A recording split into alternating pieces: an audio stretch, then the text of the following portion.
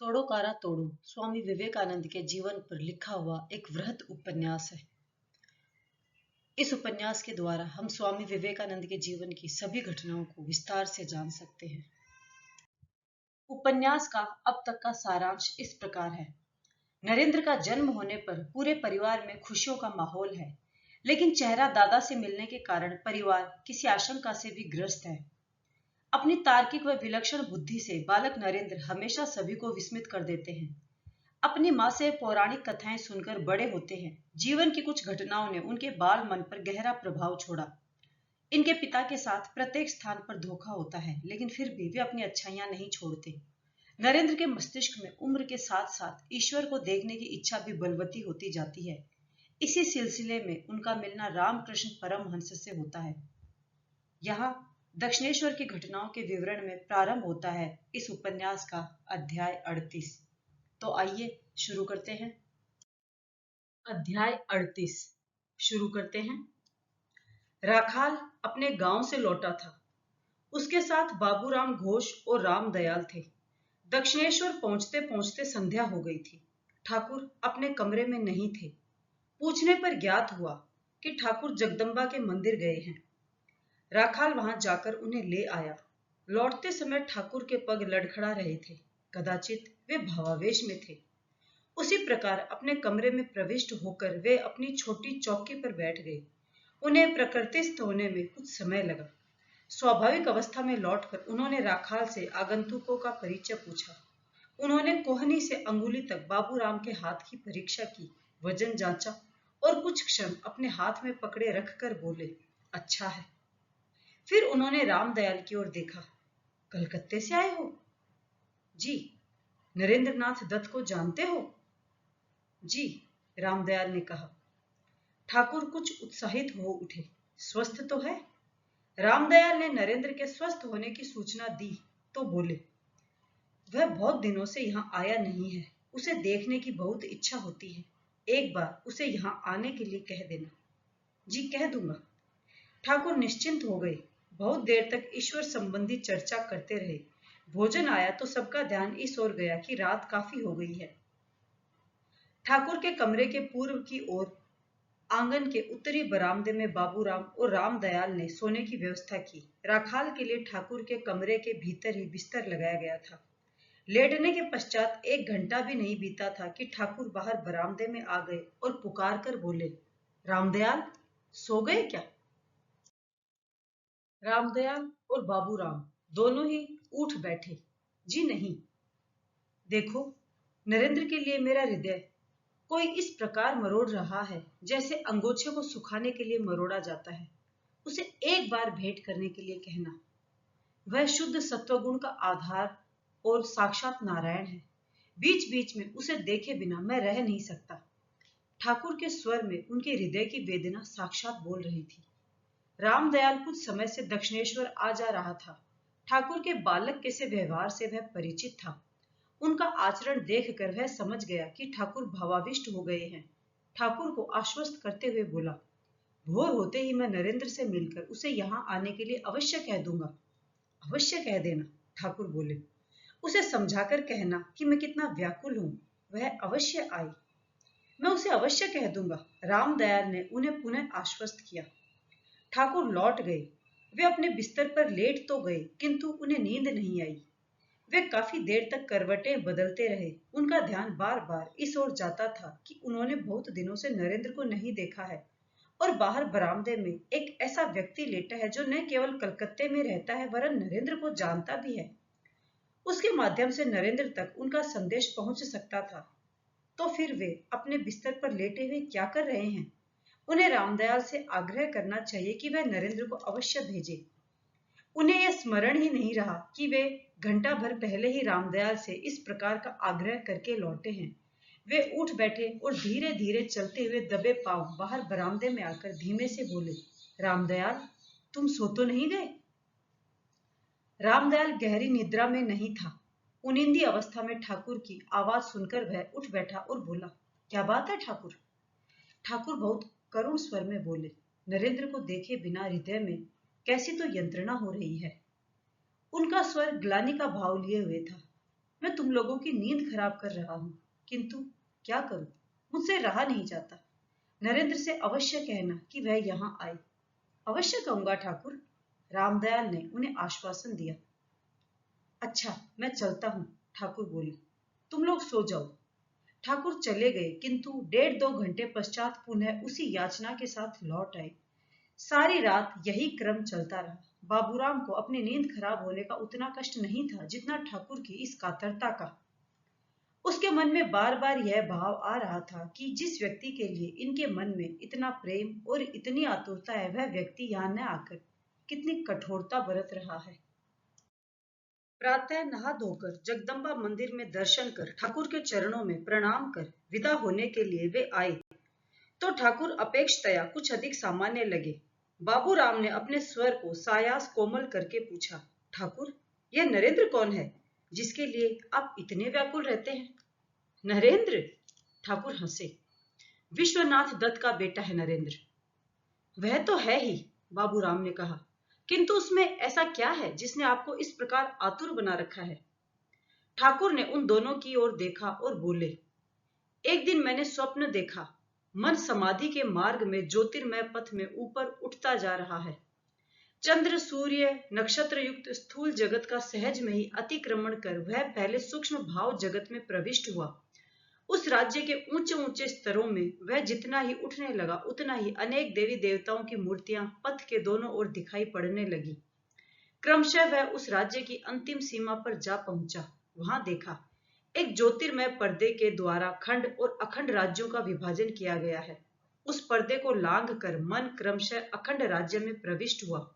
वहां देखा, मूर्त रूपधारी कुछ भी नहीं है, यहां तक कि दिव्य देहधारी देवी देवता भी वहां प्रवेश करने का साहस न कर सकने के कारण बहुत दूर नीचे अपना अपना अधिकार फैलाकर अवस्थित हैं। किंतु दूसरे ही क्षण दिखाई पड़ा कि दिव्य ज्योतिर्धन 7 प्राचीन ऋषि वहां समाधिस्थ होकर बैठे हैं।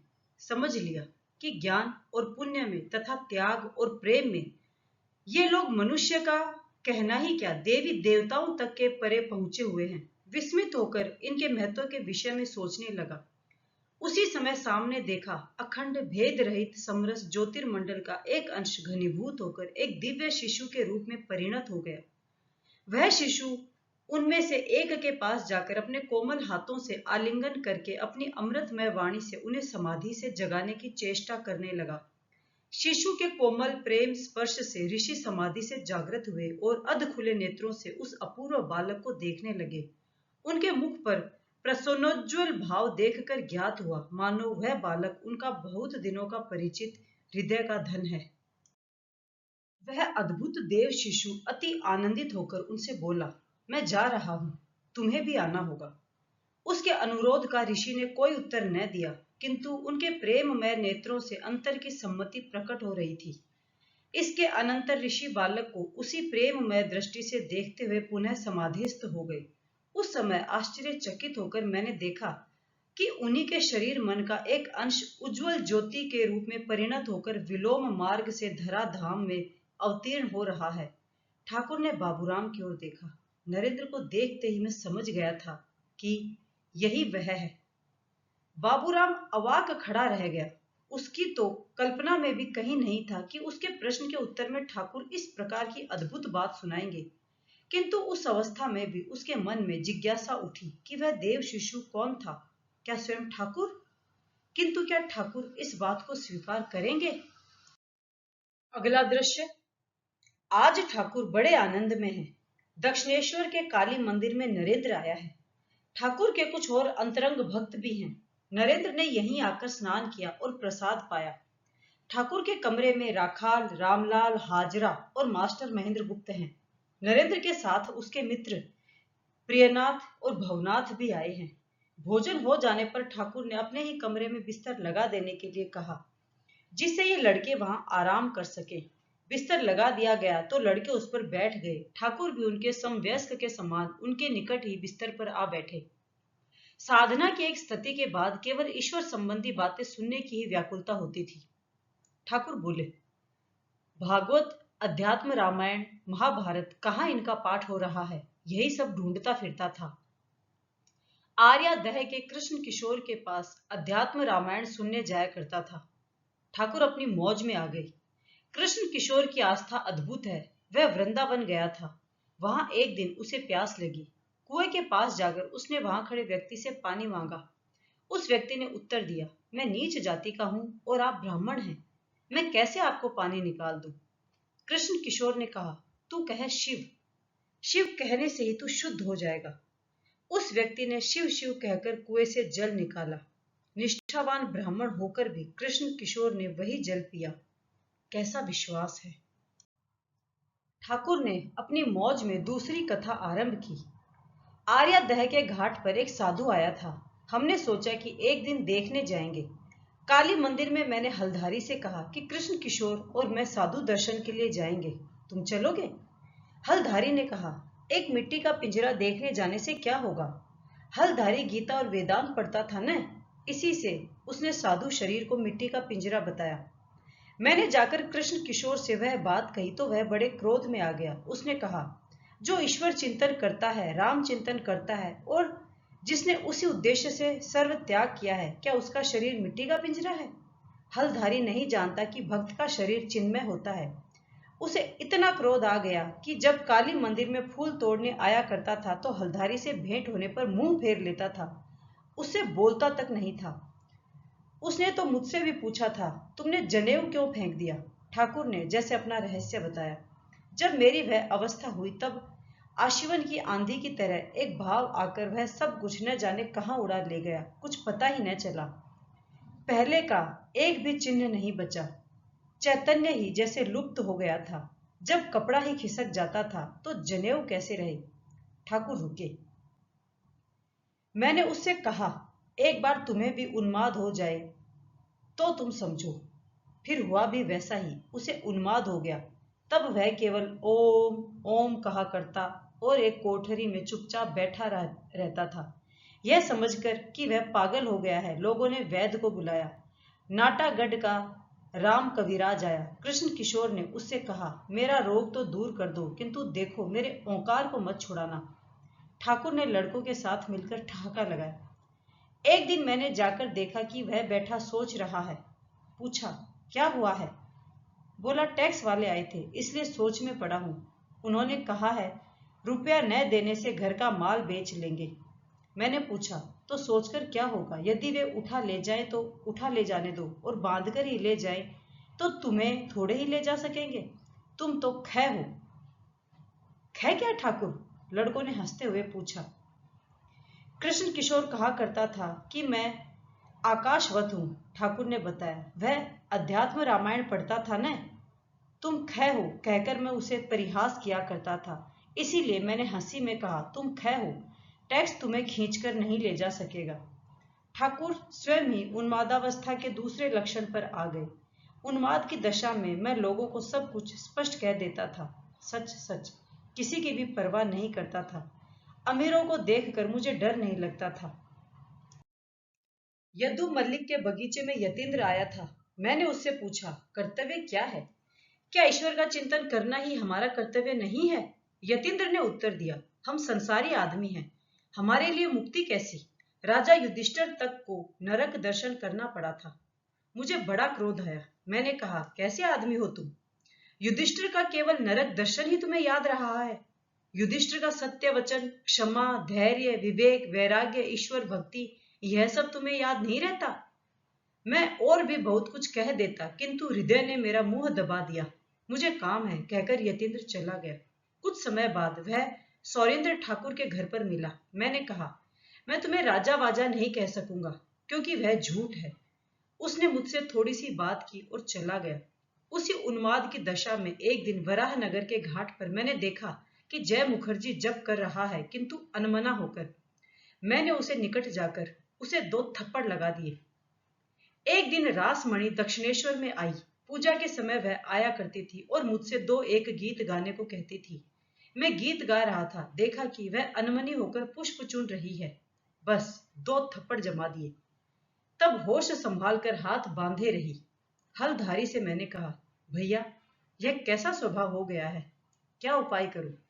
फिर मां को पुकारते पुकारते वह दशा सुधरी। ठाकुर जैसे सारे वार्तालाप के निष्कर्ष की ओर आ गए थे। उस अवस्था में ईश्वरीय प्रसंग के सिवा और कुछ अच्छा नहीं लगता था। वैश्विक चर्चा होते सुनकर मैं बैठा रोया करता था। जब मधुर बाबू मुझे अपने साथ तीर्थों को ले गए, तब थोड़े दिन हम वाराणसी में राजा बाबू के मकान पर रहे। राजा बाबू और मधुर बाबू के साथ बैठक खाने में बैठा था। सांसारिक बातें हो रही थी।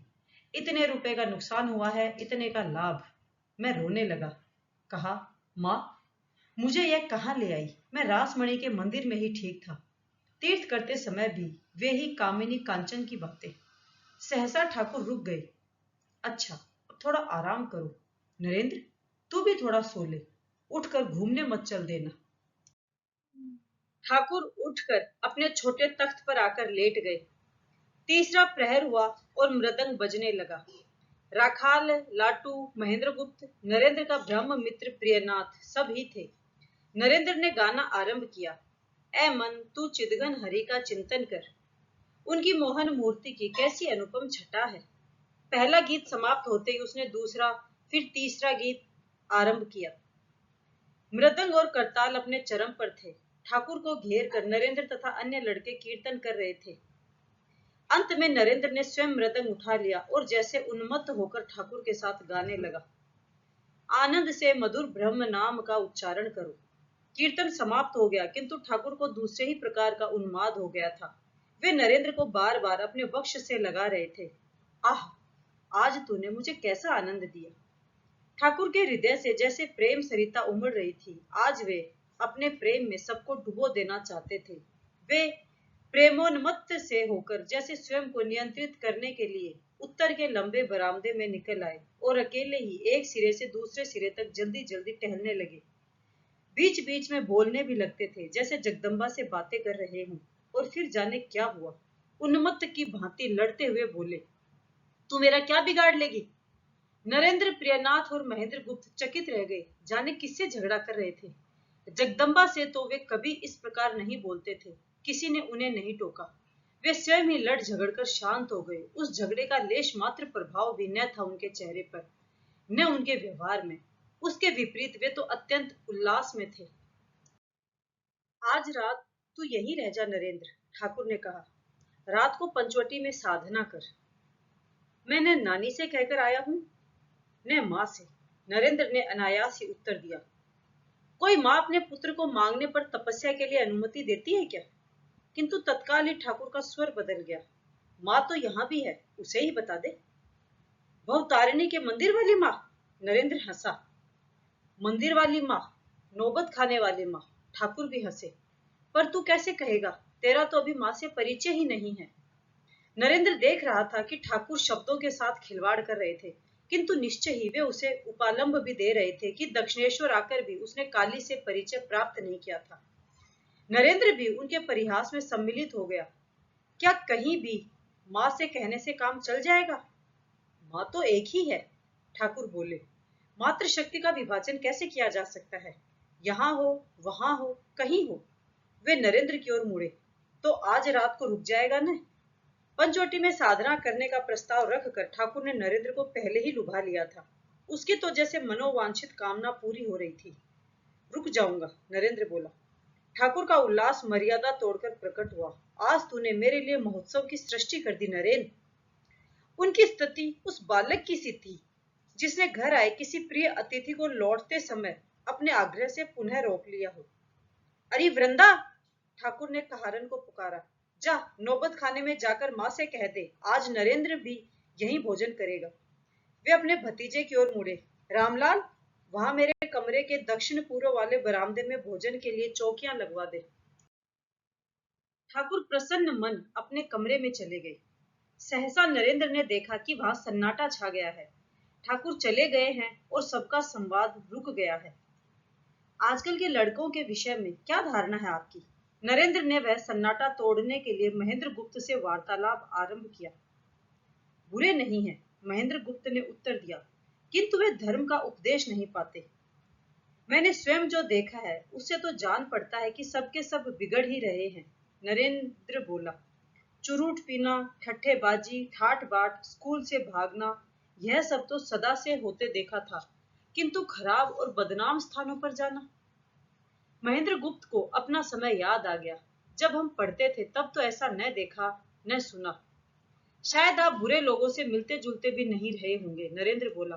अब तो चरित्रहीन लोग इन लड़कों से इतने परिचित हैं कि उनका नाम लेकर पुकारते हैं। इतनी आत्मीयता। महेंद्र गुप्त चकित होकर नरेंद्र की ओर देखता रह गया। मैं जानता हूं कि बहुतों का चरित्र बिगड़ गया है, नरेंद्र पुनः बोला। स्कूल के संचालकों और लड़कों के अभिभावकों को इस दिशा में ध्यान देना चाहिए। ठाकुर अपने कमरे से निकलकर आए और उनके निकट खड़े हो गए। कुछ क्षण उनकी चर्चा सुनने के पश्चात बोले, यह चर्चा लाभप्रद नहीं है। ईश्वर विषयक चर्चा को छोड़कर शेष चर्चा निरर्थक है। वे महेंद्र गुप्त की ओर मुड़े। तुम अवस्था में इन लोगों से बड़े हो, सयाने हो गए हो। तुम्हें तो इन लोगों को ऐसी चर्चा में नहीं पड़ने देना चाहिए था। महेंद्र गुप्त ने लज्जा से मुख झुका लिया। नरेंद्र और प्रियनाथ चुपचाप बैठे रहे। तभी भोजन आ गया।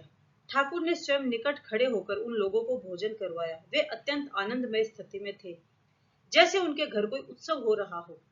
भोजन के पश्चात वे लोग ठाकुर के कमरे में आए और फर्श पर बिछे हुए बिस्तर पर बैठ गए।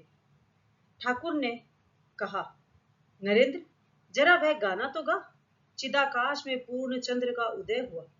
नरेंद्र तो जैसे तैयार ही बैठा था। वैसे भी वह जानता था कि रात को दक्षिणेश्वर में रुकने के पश्चात भजन कीर्तन तो होगा ही। उसने स्वर उठाया तो अन्य लोगों ने मृदंग और करताल उठा लिए। अगला दृश्य। प्रातः नींद खुलने पर सबने देखा ठाकुर किसी शिशु की भांति दिगंबर खड़े थे। वे विभिन्न देवी देवताओं के नाम उच्चारण करते हुए अपने कमरे में टहल रहे थे। कभी गंगा पर अपनी दृष्टि टिका देते थे, कभी देव देवियों के चित्रों के पास जाकर प्रणाम करते थे और कभी मधुर स्वर में नाम कीर्तन करने लगते थे। तभी वे बोले, वेद, पुराण, तंत्र, गीता, गायत्री, भागवत, भक्त, भगवान, गीता गीता, त्यागी त्यागी। और फिर क्षण भर रुककर बोले, तुम ही ब्रह्म हो, तुम ही शक्ति, तुम ही पुरुष हो, तुम ही प्रकृति, तुम ही विराट हो, तुम ही स्वराट, तुम ही नित्य हो, तुम ही लीलामयी, तुम ही सांख्य के 24 तत्व हो। काली मंदिर और राधाकांत के मंदिर में मंगल आरती हो रही थी। शंख और घंटे बज रहे थे। देवों की पूजा के लिए फुलवारी में से फूल चुने जा रहे थे और प्रभाती रागों की लहरें फैलाती हुई नौबत बज रही थी। ठाकुर उत्तर पूर्व वाले बरामदे में पश्चिम की ओर खड़े थे। नरेंद्र और उसका मित्र प्रातः क्रिया से निपट कर आए थे। पंचवटी में कुछ नानक पंथी साधु बैठे हैं, नरेंद्र ने कहा। हाँ, वे कल आए थे, ठाकुर बोले। अब तुम लोग सब चटाई पर बैठ जाओ, थोड़ी चर्चा करेंगे। लड़के चटाई पर बैठ गए तो ठाकुर बोले, भक्ति ही सार वस्तु है। ईश्वर को प्रेम करने से विवेक वैराग्य अपने आप ही आ जाते हैं। एक बात पूछूं? नरेंद्र बोला। क्या तंत्रों में स्त्रियों के साथ मिलकर साधना करने का आदेश दिया गया है? वे सब अच्छे मार्ग नहीं हैं, बड़े कठिन हैं और उनसे प्राय पतन ही हुआ करता है, ठाकुर ने कहा। साधना के 3 मार्ग हैं, वीर भाव, दासी भाव और मातृ भाव। मेरी साधना मातृ भाव की है। संतान भाव बड़ा शुद्ध भाव है। दासी भाव भी अच्छा है। वीर भाव की साधना बड़ी कठिन है। तभी नानक पंथी साधुओं ने आकर नमो नारायण कहकर ठाकुर का अभिवादन किया। आइए, पधारिए। ठाकुर ने उन्हें बैठने को कहकर नरेंद्र की ओर देखा। तुम लोग गंगा स्नान कर पंचवटी में वट के नीचे बैठकर ध्यान करो। आसन दूं? नहीं, हम ले लेंगे, नरेंद्र बोला। आप इनसे चर्चा करें। साधुओं ने ठाकुर को देखा। ठाकुर के न केश मुंडे हुए थे, न उनके सिर पर जटाएं थी और न ही उन्होंने भगवा धारण कर रखा था। वे तो लाल किनारे की सफेद धोती बांधे सांसारिक पुरुषों के ही वेश में थे। आपको यहाँ कोई कष्ट तो नहीं? ठाकुर ने पूछा। नहीं, कोई कष्ट नहीं, सारी सुविधाएं उपलब्ध है। उनमें से एक बोला, कृपया बताएं कि तुर्कों के शासन के पश्चात अब अंग्रेजों के साम्राज्य की स्थापना हो जाने पर हमारे धर्म की रक्षा हो सकेगी? ईश्वर के लिए कुछ भी असंभव नहीं है, ठाकुर बोले। न कोई उसका यथार्थ स्वरूप बता सकता है, न उसकी इच्छा, किंतु होगा वही जो वह चाहेगा। ऐसा लगता तो नहीं है, उन्हें एक साधु बोला। लक्षण बहुत ही विपरीत हैं। एक स्थान पर 2 योगी साधना कर रहे थे, ठाकुर बोले। वहीं से होकर नारद कहीं जा रहे थे। उनका परिचय पाकर एक योगी ने कहा, तुम नारायण के पास से आ रहे हो। वे क्या कर रहे हैं। नारद ने कहा, वे सुई के छेद में से हाथी और ऊंट घुसाते हैं और निकालते हैं। पहले योगी ने नारद की बात सुनकर कहा, इसमें आश्चर्य की बात ही क्या है, उनके लिए सभी कुछ संभव है। पर दूसरा योगी सहमत नहीं हुआ। बोला, भला ऐसा कभी हो सकता है? तुम झूठ बोल रहे हो, तुम नारायण के पास गए ही नहीं। साधु उनकी कथा के मर्म को समझकर अप्रभावित नहीं रह सका। बोला, आपकी निष्ठा प्रणम्य है, सचमुच हमें लक्षण नहीं देखने चाहिए, प्रभु में आस्था रखनी चाहिए। ठाकुर उठ खड़े हुए, जैसे उन्हें कोई आवश्यक कार्य याद आ गया। आप लोग विश्राम करें, मैं अभी आया। ठाकुर पंचवटी की ओर आए और सीधे वहां पहुंचे जहां नरेंद्र, भवनाथ तथा प्रियनाथ ध्यान कर रहे थे। ठाकुर के आने की आहट से भवनाथ तथा प्रियनाथ की आंखें खुल गईं, केवल नरेंद्र ही विचलित नहीं हुआ। ध्यान करते समय ईश्वर में डूब जाना चाहिए, ठाकुर बोले। ऊपर ऊपर तैरने से क्या जल की तह में पड़े रत्न मिल जाएंगे? देखो तो, नरेंद्र कैसा तन्मय बैठा है। और ठाकुर ने गाना आरंभ किया। ए मन, काली कहकर हृदय रूपी रत्नाकर के अथाह जल में डुबकी लगा। यदि 2 ही 4 डुबकियों में धन हाथ न लगा तो भी रत्नाकर शून्य नहीं हो सकता।